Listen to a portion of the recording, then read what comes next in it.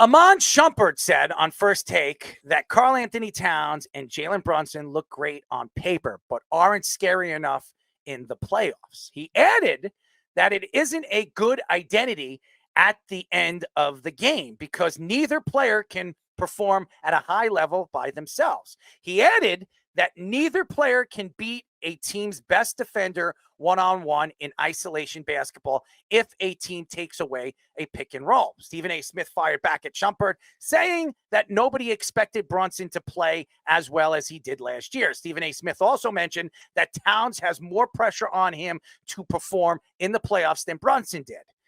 The Knicks have the third highest odds to win an NBA championship, only behind the Celtics and the Thunder. Okay. Iman, I love you, man.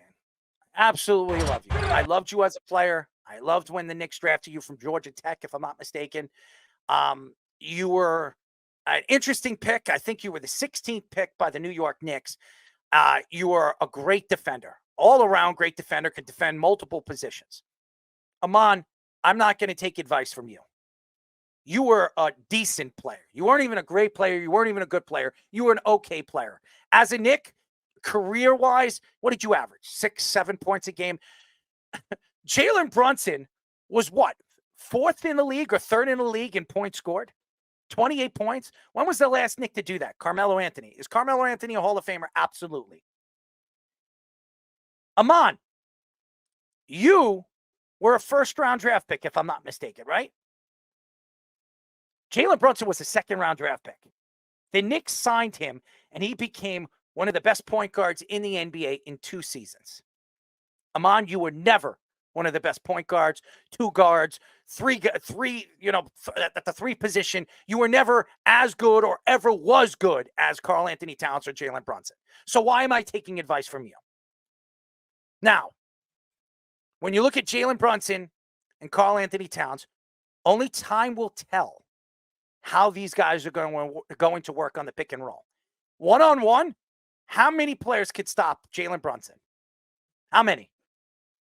The answer is not many. He is one of the best point guards in the NBA. He's a guy that can find his own shot, and he's proven that he has worked on his release point, and he's become more of a good shooter over the last few seasons. He was a 3-point shooter last year. He was in the 3-point contest. He has really developed his game right in front of our eyes. Now, I don't know if Jalen Brunson's a winning player. Not yet. So he might be right about that. And Karl-Anthony Towns, he's over the last couple of years, he can't stay healthy over there with the Timberwolves. And when he does go into the playoffs, he gets lost. But he's also playing with Anthony Edwards. And Anthony Edwards has transformed that team, and he's become the number 1 player in the last year and a half. So he lost his position as the number 1 guy. He is a team player. Julius Randle is not. He is not. I'm just telling you. And Dante DiVincenzo, where everybody was complaining about Dante being part of that package, he came out and said that he doesn't want to be a Knick because he felt that he was going to lose time on the court, that he wasn't going to play as much as he did in the playoffs or in the second half of the season with the injuries. Maybe because the Knicks added Mikal Bridges. Mikal Bridges took his spot. Mikal Bridges is a better player. Now, as far as I'm concerned here with the New York Knicks and where Karl-Anthony Towns is going to fit, only time will tell. We will never know until Mitchell Robinson comes back, because Karl-Anthony Towns is not going to play or be able to play his game until Mitch comes back. Mitch is a rim protector. He is a guy that is very good defending the paint, very good at rebounding. One of the best offensive rebounders in the league, one of the best blockers in the league.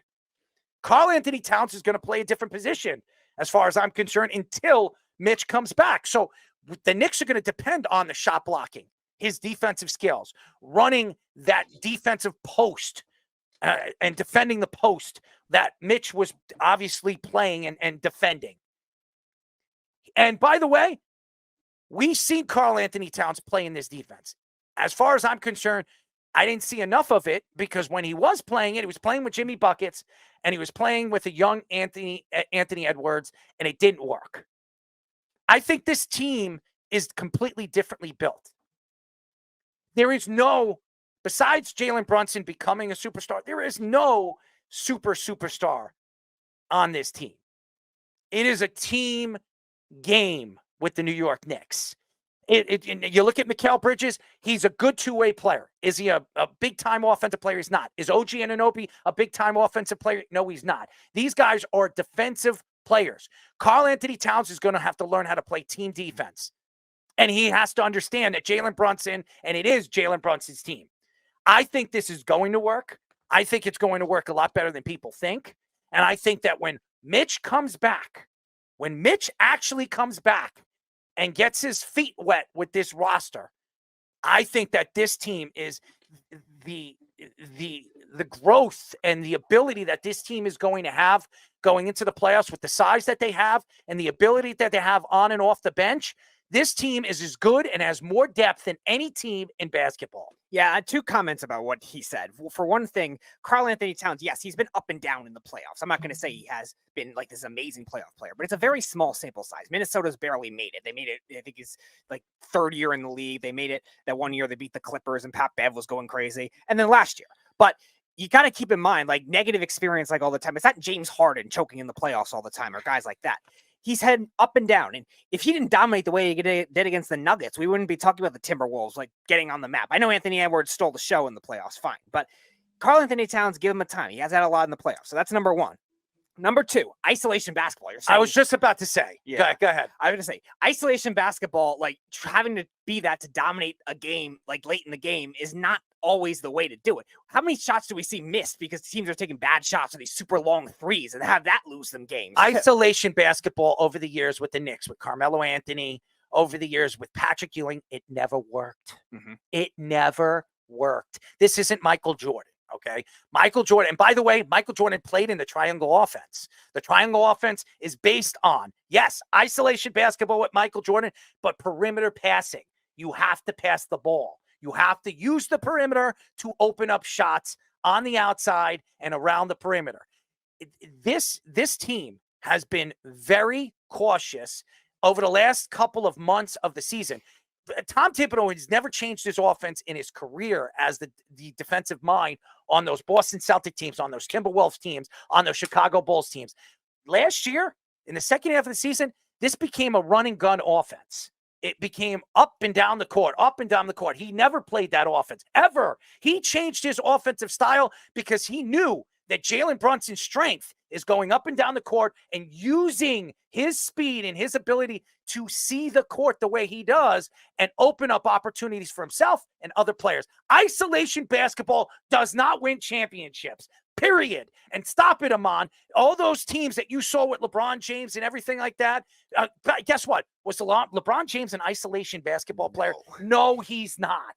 He won those championships with the Cavaliers because he had shooters like Kyrie Irving and Kevin Love. And what did he do? He spread the court. When he played over there in Miami with Dwayne Wade and Chris Bosh, what did he do? Great. He spread the ball around the court. And he had great shooters like Ray Allen. Stop it. It doesn't win championships. Even the Golden State Warriors, with all those great players, what did they do so well? They passed the ball very well. Go look at the numbers. The numbers don't lie, Iman. And you know that more than anybody. You played in the NBA. You played on those Cavalier teams. Stop with this isolation bullcrap. You need isolation basketball to win championships? Get the hell out of here. It never worked. Yeah, it never worked. So the Golden State Warriors were so isolated and so easy to defend because they guys could play isolation basketball. Maybe you wouldn't have struggled so much in the finals the way you did against the Golden State Warriors in that backcourt. You know how long I watched those mellow Knicks with Shumpert standing in the corner doing absolutely nothing to help him out, and just watched like a team that played well most of the game, and then the last couple of minutes devolve into this schoolyard ISO bullcrap that sucked every time. And every once in a while, Melo would hit the shot to win the game, but that would be the exception that proved the rule. But so he would keep doing it. He's saying that that's better than what we saw from the Knicks last year. And I'll tell you this. Brunson was doing a lot of ISO stuff in the playoffs because they needed it.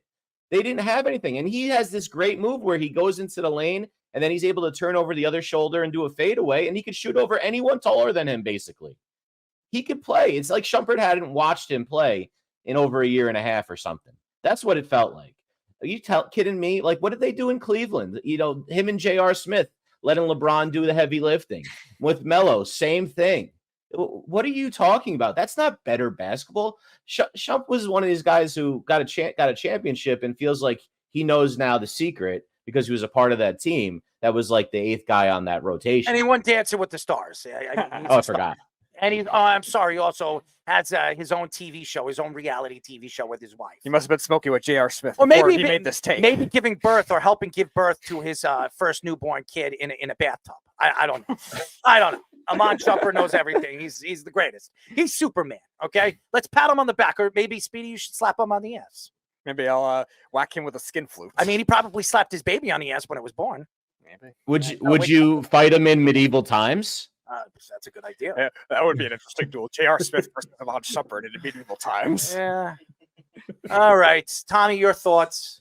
I think certain people just should be banned from giving an opinion on how to kind of play in the league, only because, like you already mentioned it, Iman Shumpert, who really was he? Who was he in the playoffs exactly? Too. I mean, the fact that Jalen Brunson and even Karl-Anthony Towns have already played at such a higher level of basketball and even made a farther run into the playoffs in the postseason. You know, Jalen Brunson's playoff run he would have even been to the conference finals. You know, Kat and Jalen Brunson would have both made the conference finals in their respective, seasons. So the fact that these two have already been at a higher playing level than Iman Shumpert kind of says something about it. Like, if it was Shaq, if it was Magic Johnson, these guys have already played at high levels. And like I already said, Iman Shumpert, who really was he in the playoffs? But, I do want to pose a question, though. Do you think that really the Celtics and getting Karl-Anthony Towns, do you think that maybe the Celtics and Nuggets are scared? Because, I mean, personally, that's really the team that matters to me, that looking at Karl-Anthony Towns. First of all, the Knicks have made more moves this offseason than any team in basketball. Adding Mikal Bridges and adding Karl-Anthony Towns to their offseason. Yes, they lost Randall and Dante DiVincenzo. Remember, Dante DiVincenzo was a free agent signing in the offseason. The Knicks paid him $11 million, or what was it, $11 or $12 million contract. Nobody thought that Dante DiVincenzo was going to be their best three-point shooter. He's really developed, but he fit that offense. Okay, Karl-Anthony Towns fits this offense like a glove. Dante DiVincenzo is a good three-point shooter, an accurate three-point shooter. Karl-Anthony Towns is a better three-point shooter than Dante DiVincenzo. This guy has been in the three-point contest, a big man in the three-point contest. This guy, when you can spread the floor with him, when Mitchell Robinson comes back, you're damn well right. I mean, you're absolutely right that the Boston Celtics are worried about him. Who do they have that can stop him? What center is going to stop him on that Boston Celtic team? Al Horford? Who's stopping him? Porzingis is hurt. And by the way, when you saw Karl-Anthony Towns go to New York twice this past year, what did he do to the Knicks? He torched the Knicks at Madison Square Garden. Go look at it. The Knicks have had a great season. When they played Minnesota and New York, he torched them. I'm telling you right now. Not only, and I was at a bar over the weekend checking, meeting up with my friend Eric, and I heard a lot of different guys playing darts, and they tell that story came out on a Friday, and he said, "Oh, I hate the trade, I didn't want Dante DiVincenzo to go into that." We're talking about Dante DiVincenzo. We're not talking about Michael Jordan or Kobe Bryant. Come on, guys, what are you, nuts? It's Dante DiVincenzo. Okay, I like Dante. I like him as a player. I like his personality. I like his roughhousing when Philadelphia got into his face and he stuck up for Mitch Robinson because Mitch couldn't stand up for himself. Okay? This is a 7-foot guy that couldn't stand up for himself. But Dante DiVincenzo stood up for him. Good for him. We're talking about Dante DiVincenzo. This is Karl-Anthony Towns. Freaking Karl-Anthony Towns cat. We're talking about a top 3 big man in the league that spreads the perimeter because he's a great shooter. We haven't had a player like this ever. Even with Patrick Ewing. Patrick Ewing can't shoot the 3 like him. No. We've never had a player this good at that position. Just think about that, guys. This is a guy that's a career 20 and 10 guy who averages almost 2 blocks a game. That is a career 40% shooter at the 3-point line. Do you guys understand that? Why did you hate this trade? They robbed Karl-Anthony Towns from Minnesota. Before last season, when there was talks that Karl-Anthony Towns was going to be traded, they wanted 5 first-round draft picks and a player. They can't afford it. They couldn't afford it because of the TV deal with Minnesota. They didn't get that new TV deal. So they had to pay Anthony Edwards, and they had to pay Rudy Gobert, and they had to get rid of somebody. The odd man out was Karl-Anthony Towns. The Knicks got Karl-Anthony Towns for really nothing, for Julius Randle. Julius Randle fans, please stop this. This is ridiculous. Yeah, he had a good season after RG got traded. Good for him. He couldn't stay healthy. He was playing pickup games with Carmelo Anthony. Come on, guys. I can't believe people were actually siding with the Timberwolves on winning this trade. You're gonna see it's gonna smack him right in the face. Well, here's the reason why it makes no sense you would side with them. You know, Randall is on the last year of his contract with a player option. Everyone in that situation is asking for an extension. And you know they have to extend Randall now because they traded for him. Or they're just playing it out and just gave away Towns basically for DiVincenzo and a lottery-protected first-round pick. Which are you serious? Could fall out of the 10. Which, Fish, I've also heard it can't too. be. It has to be 14 or higher or they don't get it. Yeah. And I've also heard, too, if they are like a middle team in the Western Conference, they could even consider trading Randall for something else, too. It's like they're trying to sell, but they were in the conference finals. I don't know why they did it personally. It's exactly what I was saying, for a few weeks that the Knicks needed was a stretch 5, and the best one available, if they could get him, was Towns. And when Mitch comes back offensively, it's not an issue because he's a stretch 5. He's not going to get in Mitch's way inside. On defense, now you have a Twin Towers to handle teams that have 2 bigs, and they don't have to play Mitch if they have a smaller lineup. This is exactly what they need. You lose some depth with DiVincenzo leaving. I didn't want you? Oh, Do you? You brought Payne in. Payne's a good shooter. Payne's not DiVincenzo. We don't. How do we know that? We didn't know Dante DiVincenzo was going to be Dante DiVincenzo. I think you're going to see DiVincenzo do poorly, not poorly, but not as well this year because let's face it, he was playing with his college buddies. They knew each other, where to hit each other on passes. The timing was, elite. That's why they were so great. And he's not going to have that timing with Anthony Edwards. He's not going to have that kind of a timing. He's going to be coming off the bench over there as a 6th man probably, and maybe finish lineups. But he's going to have to work to get that timing. There's no way he's going to have the stats he had last year. And, it's going to look like an absolute coup for the Knicks because of that. It's just a great deal, in my opinion. Oh, it's a steal. It's going to be a steal. If Karl-Anthony Towns stays healthy, Cat stays healthy for this season, oh, it's an absolute. Leon Rose looks like a genius. He looks like he looks like he's smarter than everybody else in the NBA. For all the Knicks fans that came out and said he doesn't speak to the press, he doesn't do this, he doesn't do that, everything that guy touched has turned to gold. Everything. He is as smart as Phil Jackson thought he was. No, Phil Jackson, give me a break. Phil Jackson did a lot of sleeping at the combine. That's about it. I mean, the only thing Phil Jackson gave the Knicks was Porzingis, and what did that do for him? It gave the Celtics a championship.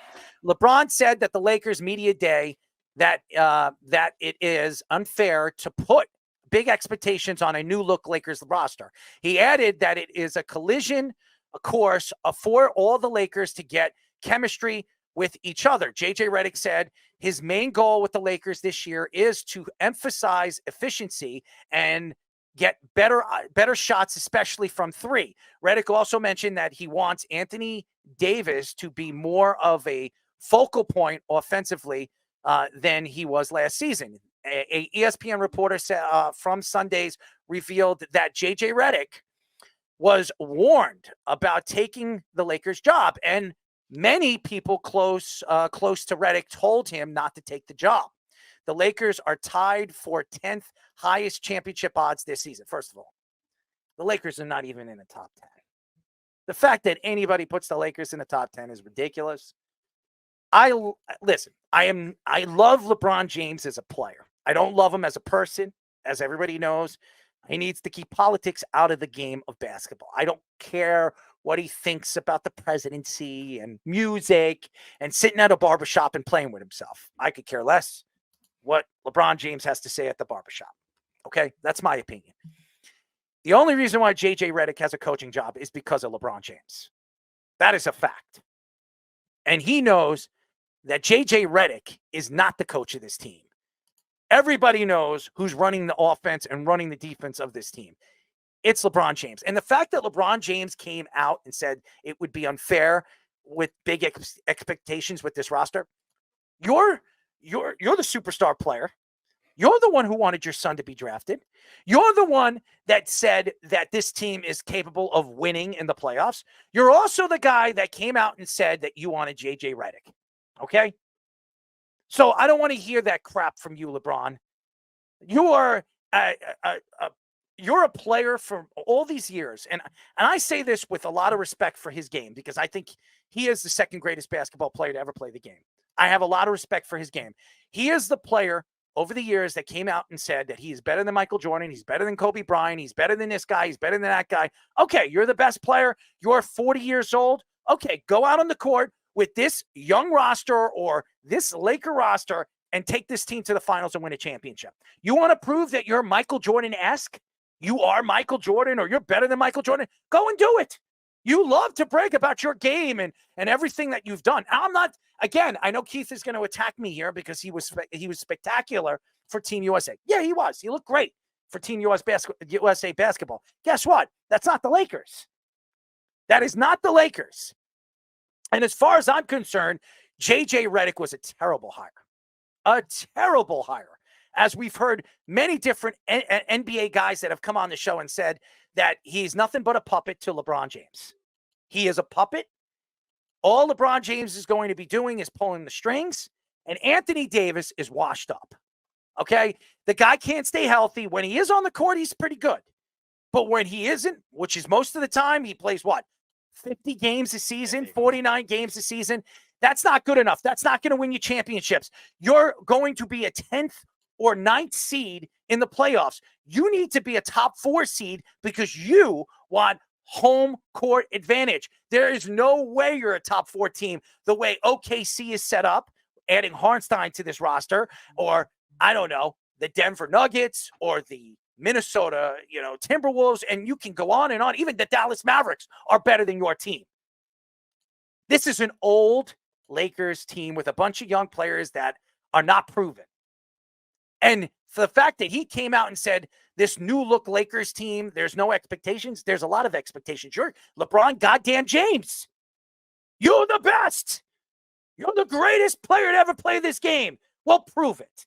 Go out there and prove it. Hey, Michael Jordan proved it in his 40s. He was playing well with the Bullets before he got hurt. He would have taken the Bullets to the playoffs. Who knows what he would have done with the Bullets if they made the playoffs? You think you want to compare yourself to the greatest basketball player of all time? Then go and do it. Go show yourself on the basketball court. And JJ, stop with the efficiency three-point shot. By the way, that was all you did in the NBA. And just like Tim Hardaway said, you would have never, ever, ever made it in the game of basketball in the 90s because all you did was shoot the three. You would have been beaten up in schoolyard basketball. Give me a break. I would never take advice to JJ Reddick, who, by the way, wasn't a great NBA player. No, and you look at the statement that LeBron made. Obviously, JJ Reddick was his choice to be hired. I know he might have had other offers from the Hornets or the Pistons, seems like that, but JJ Reddick obviously wanted to be with LeBron. So LeBron had to convince Rob Pelinka, convince the Buss family, convince all that to not hire a veteran coach, a good coach that could have become available. Why is Rob Pelinka? I'm just asking. Why is Rob Pelinka the GM of this team? I wonder. Who's the one who got Rob Pelinka the job? Yeah. Are you smarter than a 5th grader? Interesting. Pretty much. And that's LeBron's logic right now. He's going to cater to himself. Yeah, the Lakers have some good young players, but not enough where you could say, okay, this is a powerhouse team in the Western Conference. That being said, you also shouldn't be saying, oh, give them a pass. We don't have expectations. You're LeBron James. You wanted to hire JJ Reddick. You still have Anthony Davis there. You're still the Lakers. Lakers fans are not going to say, oh, we have no expectations. They're going to take that lightly. No, you're the goddamn Lakers. You're always going to have expectations of everything you do. It is such a ploy. it is such a ploy when you hear LeBron James come out with the crap that he comes out with. He's always trying to find an excuse, make an excuse, cry about something, but he gets all the calls. Him and James Harden are always at the foul line shooting 16, 17 times a game. He is the Patrick Mahomes of basketball. He goes over there, he complains because he's the face of basketball, because Adam Silver is like up LeBron James's ass. You want to talk about LeBron James sticking his hand up somebody's ass and using it as a puppet? Boy, oh boy, he's doing it with Adam Silver. Oh my God, his hand's so far up Adam Silver's ass, it's coming out of his goddamn mouth. It is pathetic. It's a pathetic organization. The NBA is a pathetic organization. LeBron James runs the league. And when LeBron James comes out and says, hey, this new look Lakers team, we're not expected to be great. There shouldn't be any expectations. You are the Lakers. You are the Showtime Lakers. You have Magic Johnson and Kobe Bryant and Kareem Abdul-Jabbar and all the greats, that Wilt Chamberlain, all the greats that have played there, Shaquille O'Neal. And you're going to sit there and tell the fans, and you're going to tell the press that there's no expectations. Dude, if you don't think there's expectations of this team and this organization, then just retire already. Just retire. What are you trying to break all the records? Is that what you're trying to do? You're trying to grab all the records just to prove a point so everybody can say and consider you the greatest basketball player of all time? You're never going to be Michael Jordan. Get it through your skull. You're never going to be Michael Jordan. It's a fact. Stop trying to compare yourself to him. There is no comparison to you and him. Yeah, he had a great coach. So did you. At one point, you were coached by a great coach too. Okay? And you also have had great teams. Michael Jordan had great teams. Yeah, he did. So you want to compare yourself to him? How about this? Why do you have your shoe deal? Why did you get that $100 million shoe deal before you stepped on a basketball court? Maybe you should ask Michael Jordan. Why don't you go thank him? You got that Nike deal because of Michael Jordan. Michael Jordan figured out ways to help players discover more ways to make money on and off the court. But you want to compare yourself to the GOAT. You're the GOAT. You're the greatest of all time. How about this? If you're the GOAT, go out there and take this Laker team to the finals. You want to prove that you're the GOAT? Go do it.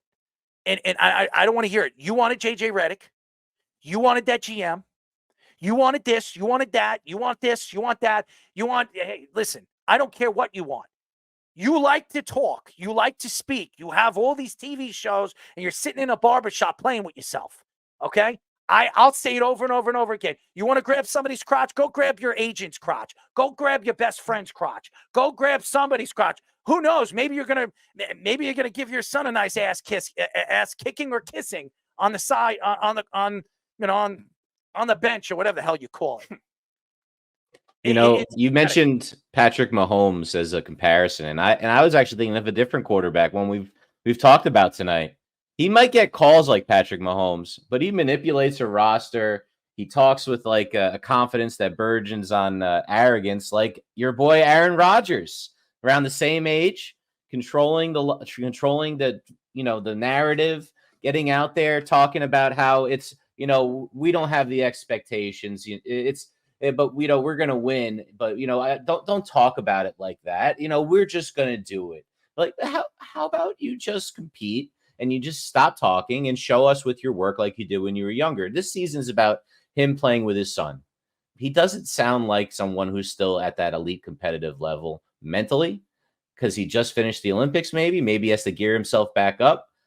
Whatever it is. Have you ever heard LeBron James come out and say to the press or say to anybody that it's unfair for expectations? Have you ever heard LeBron James come out and say that? I can't believe that this is actually what he's the road he's taken right now. It doesn't make sense. You're one of the championship winning basketball players. You're supposed to have that killer instinct. Well, where did it go? Where is it? You got a gold medal and now you're done? You're done? He's just, to me, he's pretty much told us what he is and what he believes this team is. This team is not good enough to win anything. And he's only playing in the NBA to satisfy right now his need to break all the records and help his son grow as a basketball player. That's the only reason why. And the only reason why he wanted JJ Reddick to be the coach, so he can run the team, he can run the squad, and he can have control. That is the only reason why LeBron James is still playing in the NBA. He wants all the records. That's the facts. And I'm telling you right now, that's the only reason why he's continuing to play basketball. It's not about winning championships anymore because he knows he's not going to win it with this team. It's all about breaking every single record. So when everybody goes up and they do the comparison of Michael Jordan and LeBron James, well, LeBron James has all the records, so I guess he's better than Michael Jordan. You can argue it when there's no comparison between both. He is an absolute joke. Okay, that's all I'm going to say about that. Let's ask this kid right over here. Let's ask Tommy. Something that I don't get is where he says new look Lakers team. This team has been a new look Lakers team for the past 5 seasons. I mean, it hasn't been the same team for the past 5 seasons. This team was promised when having Russell Westbrook. They even brought back Rondo. They thought Horland Tucker was going to be the next generation of this team. And then now Austin Reeves is the big talk, but they changed their starting 5 like 100 times last season. Now they're on a third head coach and a head coach with literally 0 experience. The team starting 5 right now that they've just announced barely won a game against the Nuggets. So I don't understand what this team is planning on doing. It's not going to be good next season. No, but he's saying there's no we all know he's saying the same thing you're saying.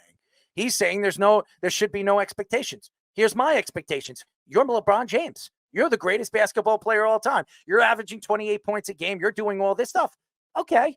Well, you're LeBron James. You could take any squad right now, and you have a good player in Anthony Davis. Take this squad and be a top 4 team. Prove to us that you're the greatest of all time. You say you are.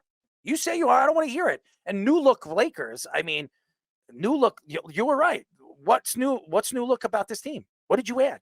Bronny and Dalton connects. I mean, there's nothing that you added to this roster because you're overpaying LeBron James to be there. You're paying him $60 million a year. If LeBron James cares about winning so much, ladies and gentlemen, he doesn't need the money. He's a multi-billionaire. He owns everything. He owns productions, he owns a barbershop. He has this. He's got a TV show. He owns all the Blaze pizzerias and the franchise. He don't need the money. Why does he need $60 million a year? Greed. That's why.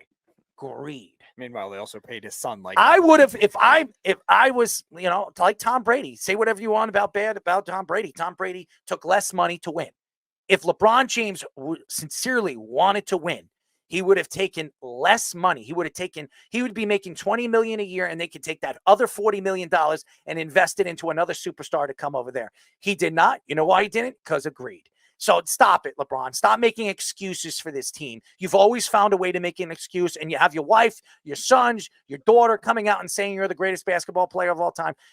Michael Jordan has every right to laugh at you when you say that because Michael Jordan, he walked off the court being hurt. It's not like he left the game. He left the game because he wanted this Bulls team to stay together. He stayed away from the game for all those years. Could you imagine how many championships he would have won? He would have won 99. He would have won 4 championships in a row, maybe even 5 if they kept that Bulls teams together. And then he came back, and before he hurt his knee, the Bullets were on their way to going as a top seed in the Eastern Conference. No excuses for Michael Jordan, but guess what? Michael Jordan left the court with his head up high, and he left the court realizing that in his particular game and the way he played his game, he put his life, he put his body on the line to try to get this organization, the Bullets, the organization that he winded up buying. Well, not buying, but becoming the GM or whatever, the basketball operations, president of basketball operations, and eventually buying the Charlotte Hornets. He learned how and the way a team should play when you don't have superstars like Scottie Pippen and Dennis Rodman playing beside you. So I don't think LeBron James, besides his first 3-4 years of his career, ever understood what it was like to play and win by himself. So you have Anthony Davis over there. Go win. Go win. Go win. I would love to see it because what he's going to do is, I know what he's going to do. He says there's no expectations. This team is a top 4 team, top 5 team. And then all of a sudden he's going to be like, well, I'm LeBron James. I'm the greatest basketball player of all time. That's why we're here. That's why we're this. That's why he's going to take credit when the team is up high, and he's not going to take credit when teams are down low. This is who he is. And I'm not hating on LeBron James because I do believe he's the second greatest basketball player of all time. And I don't think there's any argument to it. And anybody that argues that, stop putting Kobe Bryant there. Kobe Bryant is not LeBron James. Kobe was a great player.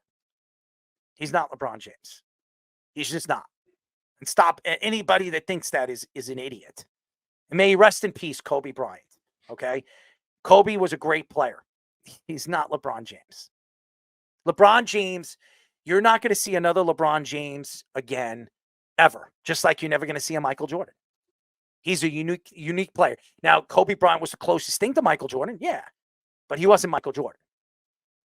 So, and Michael Jordan knows that, and Michael thinks that Kobe was better than LeBron, but they were also good friends. So, I'm just saying. And by the way, if you ask Shaquille O'Neal who's a better player, Kobe Bryant or LeBron James, honestly, and he played with both of them, he would tell you LeBron James. And he was good friends with Kobe Bryant. So I'm just honest to God, you can't go back and forth and argue this because this guy's breaking all the records. Nobody's going to break the records that this guy is going to break by the time he's done because his longevity. The guy's built like a machine. So, whatever. I think it's a joke.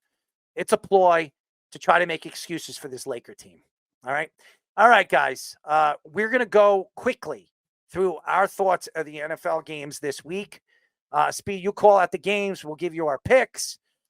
Who's in the lead from the week before? I did not check that. All right. Well, you got to start doing that. Okay. All right. So Thursday Night Football, the Buccaneers and the Falcons, the over-under is 43.5. Give me Tampa. Well, we're not doing over-unders. Pick the game, and that's it. All Stop with this over-under crap. All right. That's what we did. That's what we did last week. All right. That doesn't matter. All Pick right. the game. I got Tampa, close, low-scoring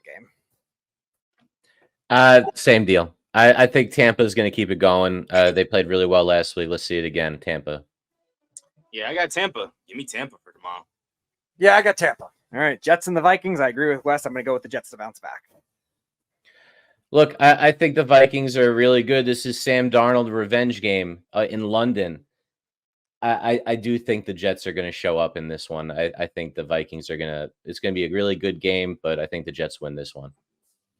I don't know. Sam Darnold's been pretty good. He's been impressing me lately, so I'm going to have to go with the Vikings on this one right here. I'm going with the Jets. It's just very fitting that the Jets losing a game like against the Broncos the way they did last week, and they go into London and I wouldn't say destroy, but probably win by a touchdown. So give me the Jets. All right, the Browns at the Commanders. I'm going to go Cleveland here. I don't think the Commanders will stay this good forever defensively. Give me the Browns, tight, low scoring. As long as Deshaun Watson's that quarterback, if they're going against anyone that's any talented on the other side, they have no chance. It's going to be Washington. I'm going to go with Washington. I think Deshaun Watson stinks. I don't think Deshaun Watson stinks. I just don't think he's the same player ever since he's come back. Give me Washington. I think Jaden Daniels is going to have a sensational game. All right, the Ravens at the Bengals. This one, I think, a higher scoring game. Give me the Bengals in a tight one. Both of those teams woke up, huh?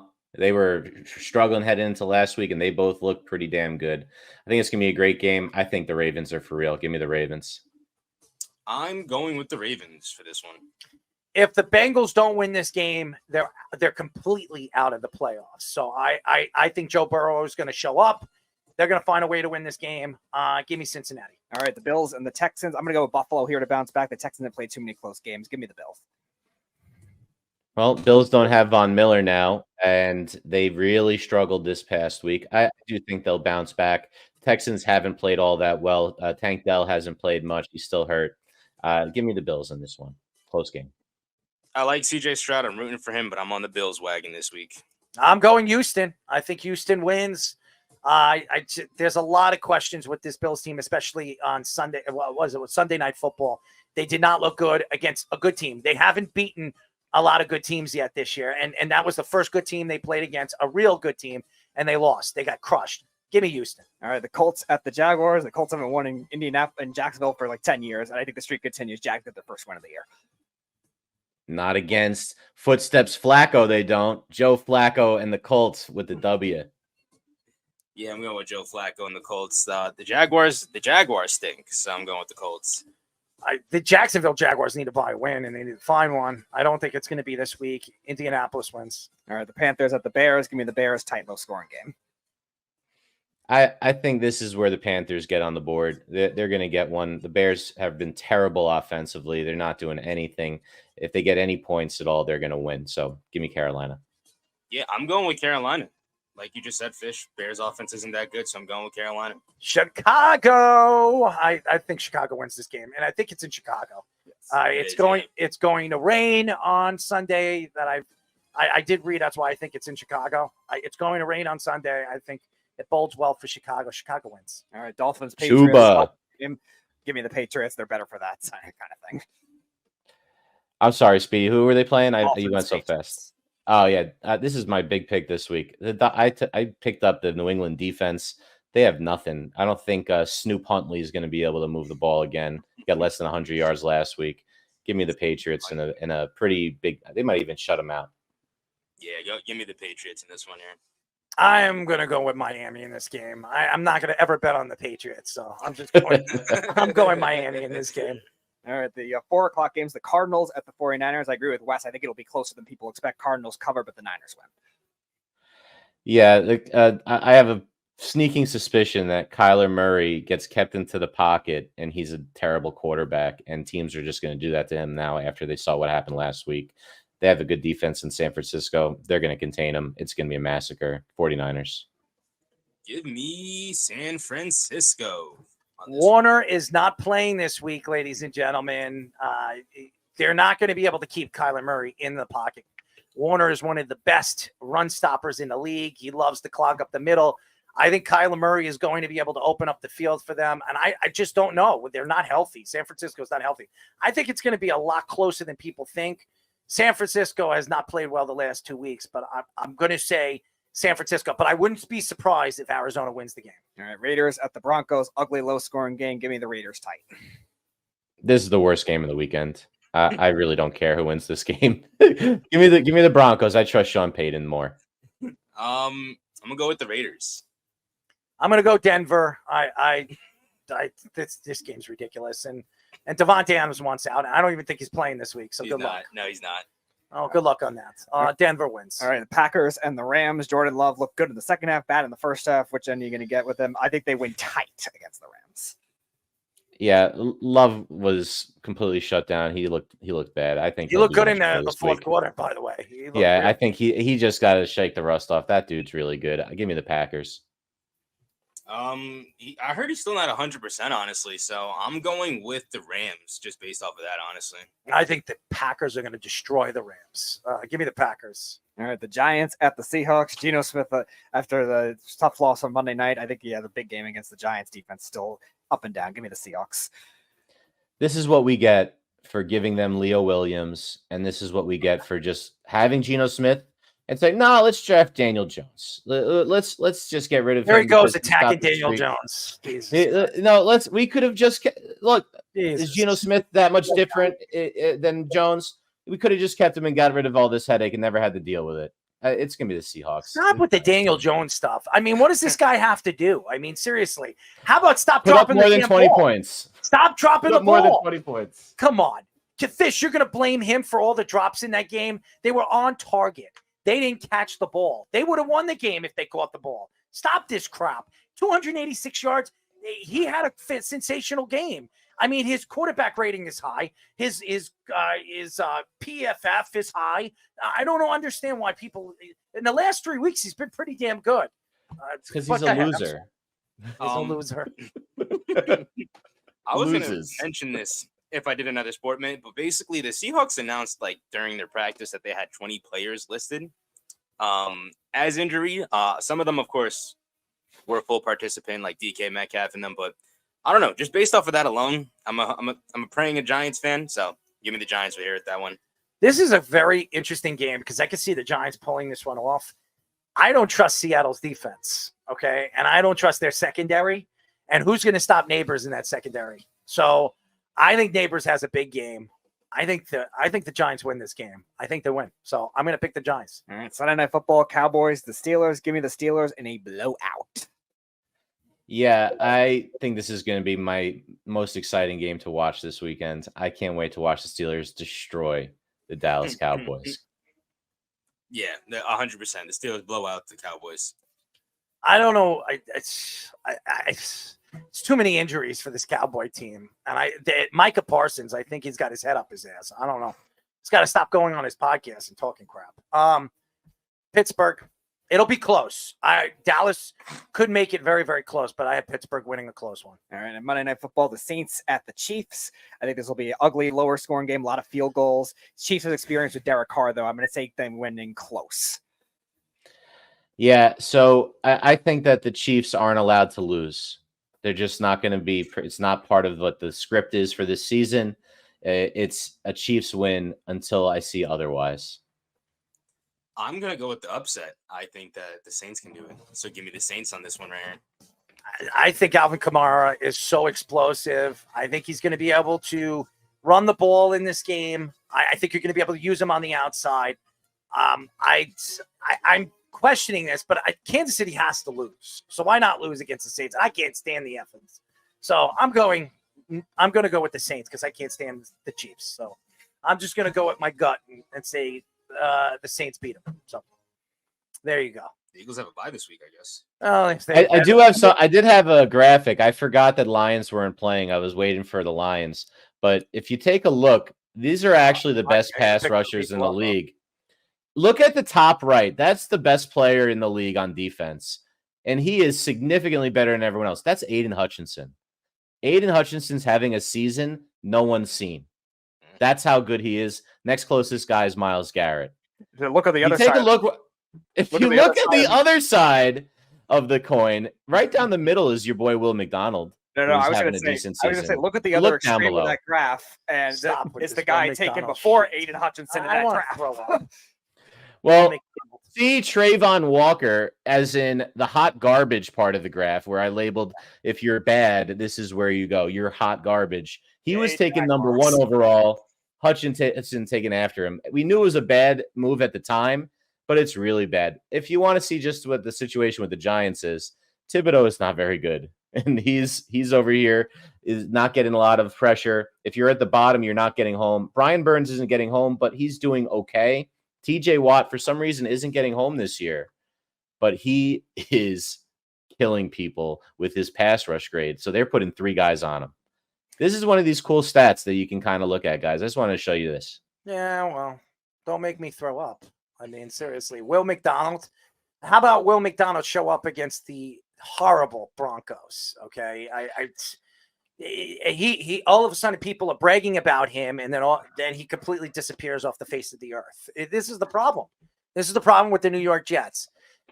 A lot of Jet fans just blow him, and I like Will McDonald. As a matter of fact, I'm one of those guys that believes that Will McDonald's going to have a 10-sack season, but again, he hasn't done it against a good offensive line. Do it against a good offensive line. And by the way, the Broncos offensive line is not that good. So again, and by the way, I don't know if anybody sees this. The Titans have the number 1 defense in the league right now. Number 1. You know who's number 2? The Denver Broncos. Do you know who's number 3? The New York Jets. So there you go. The top 3 teams right now in the NFL defensively on all statistics. The Titans 1, the Broncos 2, and the New York Jets 3. So basically the difference is a Cortland Sutton touchdown. Wait, so four wins combined for the 3 best defenses? Yes. Isn't that crazy? So apparently it doesn't mean shit to have a good defense anymore. We really count the Titans as a win. That's why I said that. Just so you know. I mean, seriously. It's actually harmful. It makes no sense. None of it does. But again, it doesn't make sense how Kansas City is undefeated. I mean, but now that when you think about it, after what you see with those statistics, you know why they're undefeated. AKA, all it spells is NFL. There you go.